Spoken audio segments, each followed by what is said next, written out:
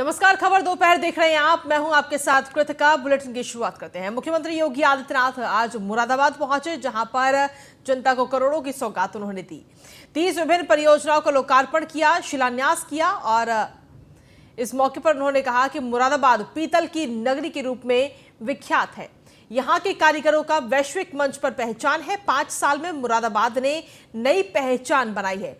साथ ही सीएम ने कहा कि यूपी में आज कानून का राज है। यहां अब बहन बेटियां सुरक्षित हैं। विकास में बाधा बनने वाले जेल में हैं। साथ ही उन्होंने कहा कि योजना में किसी के साथ भेदभाव नहीं है।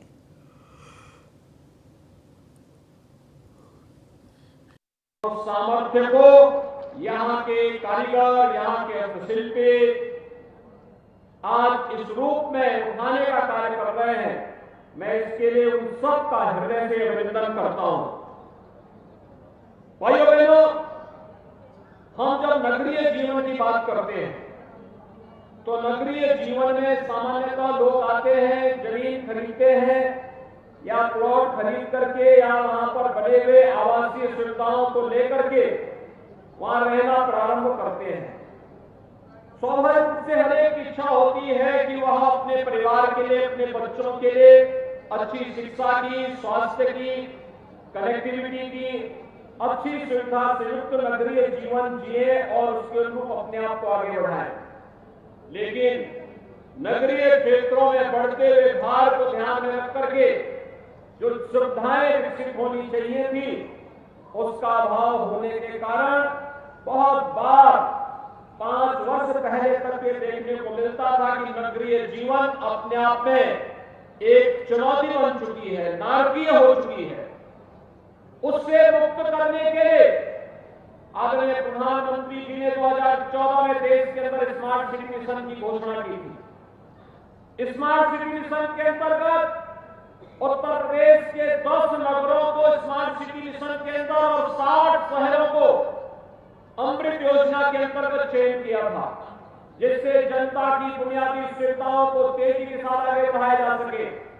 लेकिन प्रारंभिक 2.5 वर्ष प्रदेश में तत्कालीन समाजवादी पार्टी की सरकार ने स्मार्ट सिटी मिशन के अंतर्गत मिलने वाली बुनियादी सुविधाओं पे कोई भी कार्य आगे बढ़ाने का कार्य। और वहीं रामपुर पहुंचे हैं मुख्यमंत्री योगी आदित्यनाथ। रामपुर में भारतीय जनता पार्टी के प्रत्याशी आकाश सक्सेना के लिए चुनाव प्रचार करते हुए मुख्यमंत्री नजर आएंगे। तो ये बड़ी खबर आप तक पहुंचा रहे हैं।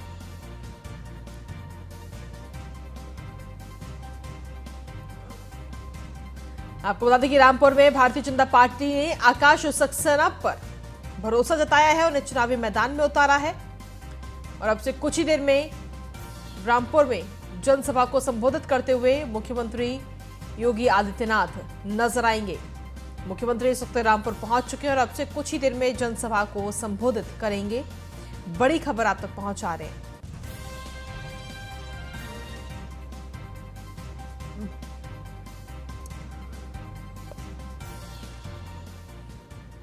तो इस वक्त की बड़ी खबर, रामपुर में आकाश सक्सेना के लिए चुनाव प्रचार करते हुए नजर आएंगे मुख्यमंत्री योगी आदित्यनाथ।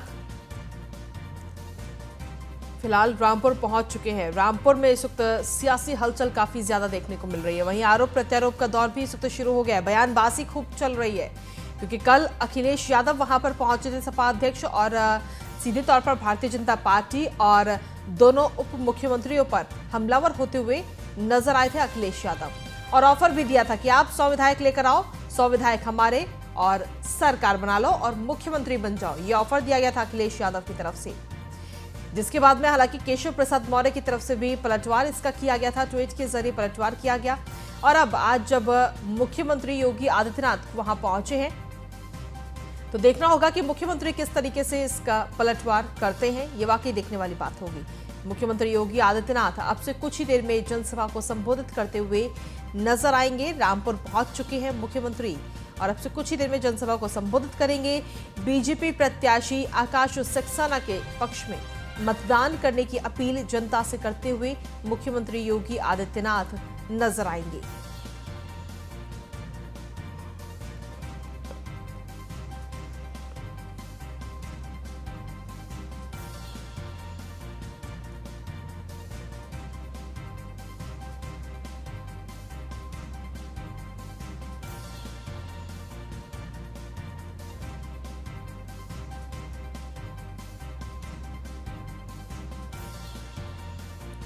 तो बड़ी खबर आप तक पहुंचा रहे हैं।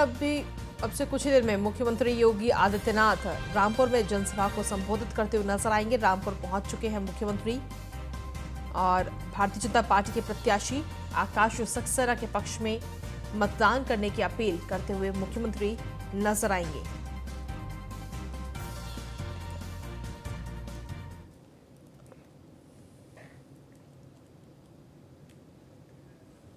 अधिक जानकारी के साथ संवाददाता नदीम सिद्दीकी जुड़ गए। नदीम, क्या कुछ ताजा अपडेट है? मुख्यमंत्री योगी आदित्यनाथ इस वक्त रामपुर पहुंच चुके हैं और अब से कुछ ही देर में जनसभा को संबोधित भी करेंगे। जो आगमन की तैयारियां पूरी लोग भारी मात्रा में लोग भारी भीड़ इकट्ठी हो रही है और उनको बैठने के लिए 1000 सीटिंग प्लान का इंतजाम किया गया है। कड़ी सुरक्षा के बीच शहर में कब तक पोस्ट तैनात किया गया है, भारी सुरक्षा तैनात की गई है, हर रोड को डाइवर्ट किया गया है, जिसके जरिए सभी जनपद के बूथ बंद किए गए हैं।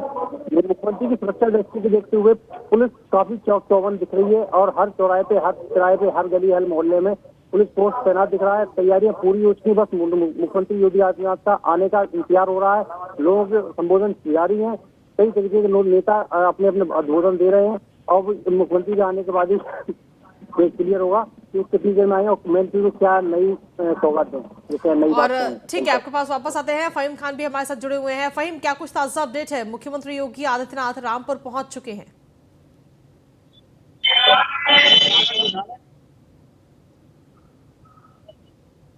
फहीम, आवाज मिल रही है आपको? सवाल उठाएं। फहीम, क्या कुछ ताजा अपडेट है आपके पास में? मुख्यमंत्री योगी आदित्यनाथ रामपुर पहुंच चुके हैं और अब से कुछ ही देर में जनसभा को भी संबोधित करेंगे। जी देखिए, मैं बता देता हूं कि हर दिल अजीज नेता और लोगों के चाहने वाले प्रदेश के मुखिया, उत्तर प्रदेश के मुखिया योगी आदित्यनाथ इस वक्त रामपुर पहुंच गए हैं और रामपुर के अंदर आज जो भीड़ का नजारा है वो अलग ही देखने को मिलता है। आज उनके चाहने वालों की जो भीड़ है, उनको प्यार करने वालों की जो भीड़ है, वो सारे ही रिकॉर्ड तोड़ती नजर आ रही है।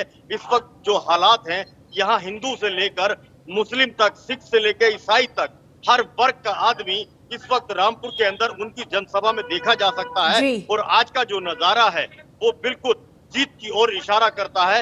ये विक्टिम जो है भारतीय जनता पार्टी के प्रत्याशी आकाश कुमार सक्सेना के लिए दिखाई दे रही है। जिस तरह से यहाँ का नजारा है और आज जिस तरह से मुख्यमंत्री योगी आदित्यनाथ गरजेंगे और उनका जवाब देंगे, जिन्होंने उनके लिए कल टिप्पणियां की थी और वो टिप्पणियां भी बड़ी खतरनाक थी, उनका जवाब देंगे और उस जवाब के साथ ही साथ वो गरजेंगे।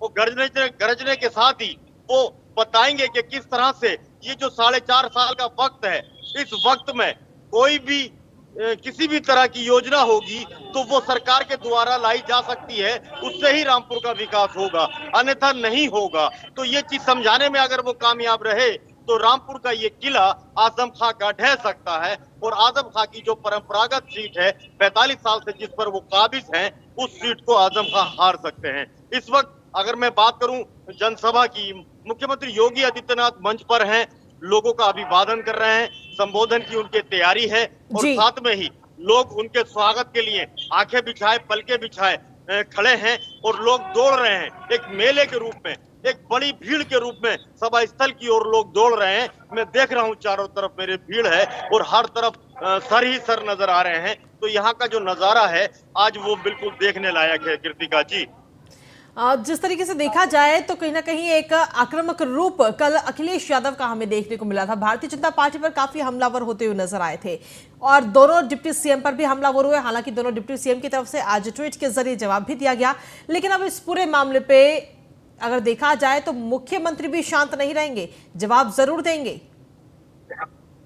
बिल्कुल, देखिए जिस तरह से आरोप लगे हैं तो प्रत्यारोप तो जरूर होगा। बिल्कुल, जिस तरह से कल एक्शन हुआ है उसका रिएक्शन तो जरूर होगा और क्योंकि रिएक्शन के लिए हमेशा जाने जाते हैं मुख्यमंत्री योगी आदित्यनाथ, तो आज जो कुछ उनके मुंह से निकलेगा वो कुछ ऐसा निकलेगा जो तीर की तरह लगेगा और उस सवालों का जवाब देगा जो कल सवाल उनके ऊपर उठाए गए थे, चाहे उनकी मुकदमों को लेकर, फाइलों को लेकर की गई हो या फिर डिप्टी सीएम को जो नकारा बनाकर 100 विधायक देने की बात कही गई हो। तो जिस तरह से आजम खां से लेकर पूर्व मुख्यमंत्री अखिलेश यादव तक ने निशाना साधा था और उसके बाद में बहुत जबरदस्त तीर चलाए थे। आरोप प्रत्यारोप बहुत जबरदस्त थे और खतरनाक बोले थे आजम खां भी सीएम योगी के लिए और पुलिस, रामपुर पुलिस के लिए खास तौर से। और रामपुर पुलिस का पर तंज कसते हुए उन्होंने जिंदाबाद के नारे लगाए थे। तो कल का जो रिएक्शन था उसका आज रिएक्शन देखने को मिलेगा और बहुत दिलचस्प देखने को मिलेगा। जी बिल्कुल, एक्शन भी रिएक्शन भी दोनों चीजें देखने को मिलेंगी। देखिए, रामपुर की अगर बात करें तो रामपुर विधानसभा सीट पर जो उपचुनाव हो रहा है वो इस वक्त बेहद ही खास, बेहद ही अहम होता जा रहा है।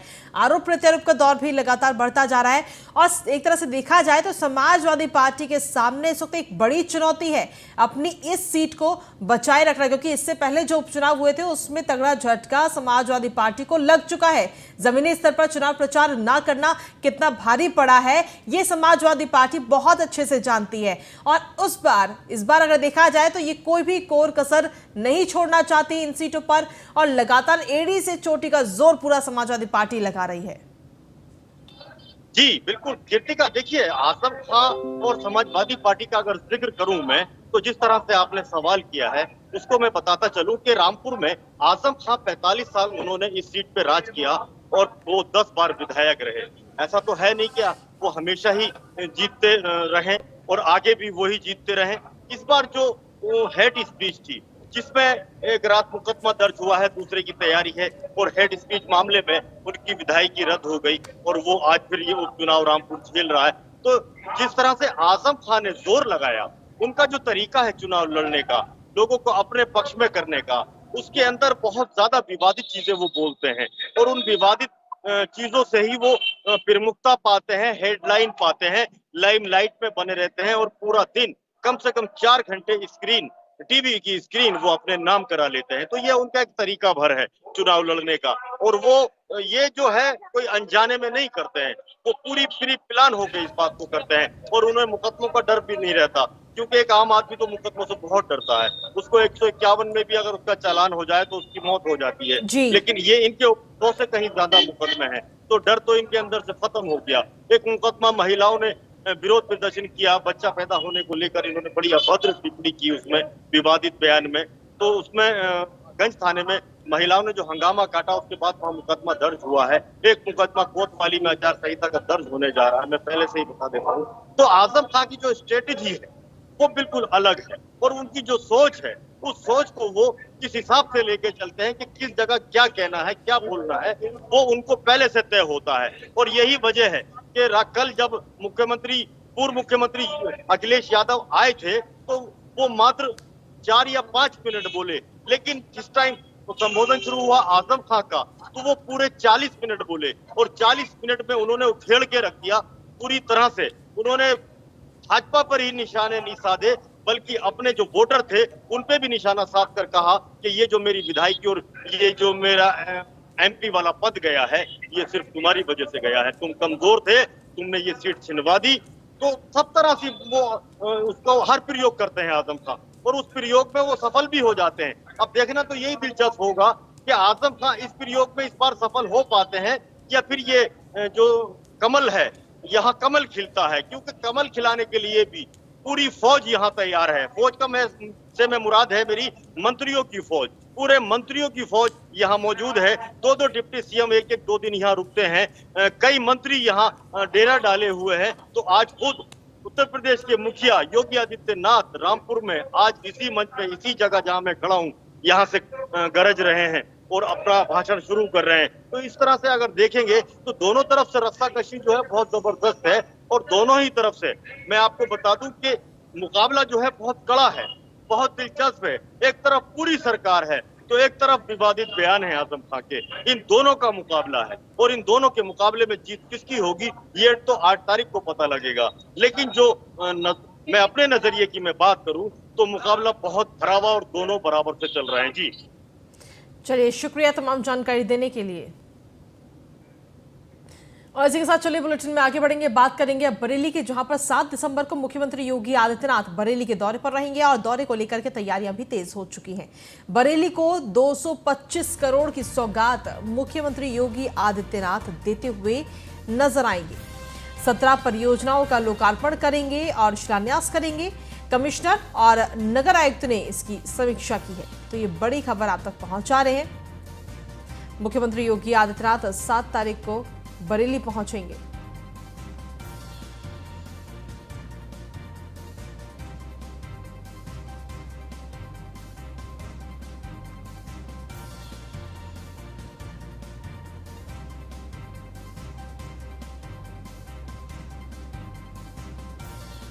तो दौरे को लेकर तैयारियां भी इस वक्त बरेली में काफी तेज हो चुकी हैं। बरेली को 225 करोड़ की सौगात मुख्यमंत्री योगी आदित्यनाथ देते हुए 7 तारीख को नजर आएंगे और इस दौरान कुल 17 परियोजनाओं का लोकार्पण और शिलान्यास मुख्यमंत्री की तरफ से किया जाएगा।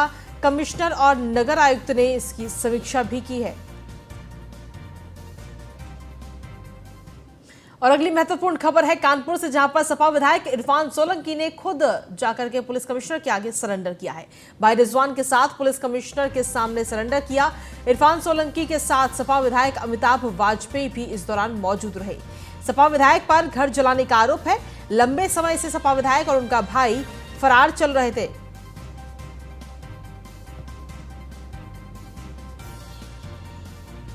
तो पूरा मामला क्या है वो भी आपको बता देते हैं। दरअसल प्लॉट को लेकर के ये पूरा विवाद चल रहा था। इरफान और उनके भाई रिजवान पर एफआईआर भी दर्ज की गई है। इरफान सोलंकी और उनके भाई रिजवान सोलंकी मुख्य आरोपी हैं। इन लोगों को लगातार पुलिस ढूंढ रही थी। नॉन अवेलेबल वारंट भी इशू किए गए थे। कई राज्यों में पुलिस ने दबिश दी थी। आज पुलिस के अथक प्रयासों के बाद इन्होंने अपने आप को पुलिस के सामने सीपी कार्यालय में प्रस्तुत हुए और आत्मसमर्पण किया। उसी केस में पुलिस ने इनको इमीडिएटली अरेस्ट कर लिया है और दोनों को आज न्यायालय में प्रस्तुत किया जाएगा।